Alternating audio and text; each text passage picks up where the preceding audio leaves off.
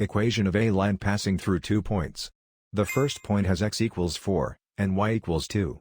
The second point has x equals -16, and y equals -33. First, place the 2 points on the coordinate grid.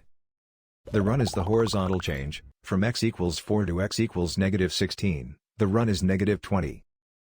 The rise is the vertical change, from y equals 2 to y equals -33, the rise is -35. Slope is rise divided by run, -35 over -20, which simplifies to 7/4. Now draw the line through both points. Start with point slope form, y minus y1 equals m times x minus x1. Then fill in the boxed values, slope is 7/4, x1 is 4, and y1 is 2. That gives the specific point negative slope equation for this line. Finally, solve for y to get slope negative intercept form. The graph and the equation describe the same line.